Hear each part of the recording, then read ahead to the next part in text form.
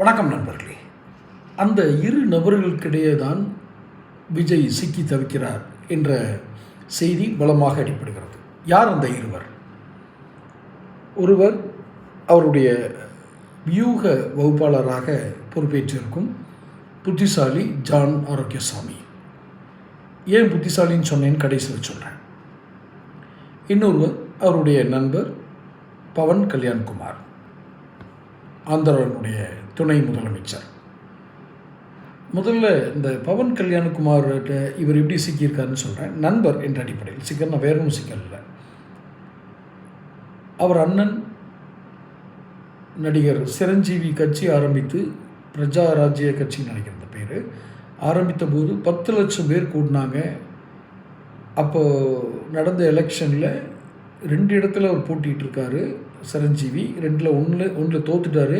மொத்தம் 18 எம்எல்ஏ தான் கிடச்சாங்க. ஆனால் 10 லட்சம் பேர் கூடினாங்க, கூட்டத்துக்கே கூடினாங்க. ஸோ அப்படின்னு கொஞ்சம் உருக்கமாக பேசி எப்படியெல்லாம் ஒரு அரசியல் கட்சி கரைஞ்சி வந்ததுன்னு, ஆரம்பிக்கிறது பெருசு இல்லை, தொடர்ந்து நடத்துறது கஷ்டம், கடைசியில் கொண்டு போய் பெரிய கட்சியோட இணைஞ்சாச்சு. இதுதான் நடந்திருக்கு அப்படின்னு பவன் கல்யாண்குமார் தன்னோட உருக்கமான அறிவுரையை சொல்கிறார். இன்னொரு பக்கம் இந்த புத்திசாலி ஜான் ஆரோக்கியசாமி இருக்கார்ல. ஏன் புத்திசாலின்னு சொல்கிறேன், நல்லா புரிஞ்சுக்கங்க. ஒரு ரூமில் உட்காந்துக்கிட்டே உலகத்தையே கணிக்கிறது, அதனால தான் ஒரு புத்திசாலி. அது ஒரு புத்திசாலித்தனம் இருந்தால் ஓகே. அவரை எப்படி இவர் ஏற்றுக்கிட்டாருன்னு தெரியல. ஒருவேளை இவருக்கு தான் அவர் மாதிரி ஆட்கள்லாம் கிடைப்பாங்களான்னு தெரியல. யார் விஜய்க்கு தான் இந்த மாதிரி ஜான் ஆரோக்கியசாமி மாதிரி புத்திசாலிகள்லாம் கிடைப்பாங்களான்னு தெரியல.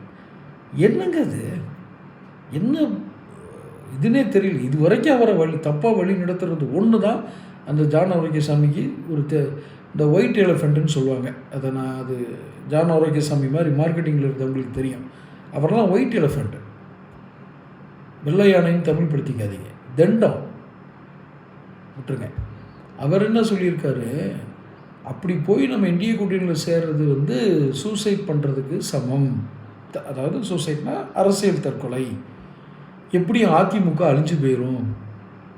அந்த கட்சி அழிஞ்சதுக்கப்புறம் திமுகவை எதிர்க்கிறதுக்கு நாம் மட்டும்தான் இருக்கோம், நாம் வந்துடலாம்.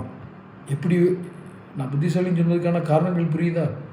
அதிமுக அழிஞ்சு போயிருமா, எப்படியும் பாஜக அழிச்சிருமா, அல்லது அவங்களே ஆறுது வருது, ஏதோ ஒரு கணக்கு வாயிலிருந்து அடித்து விட முடியாது வாங்குகிற சம்பளத்துக்கு. அப்படி தானே மார்க்கெட்டிங்கில் இருந்திருக்காரு அவர்.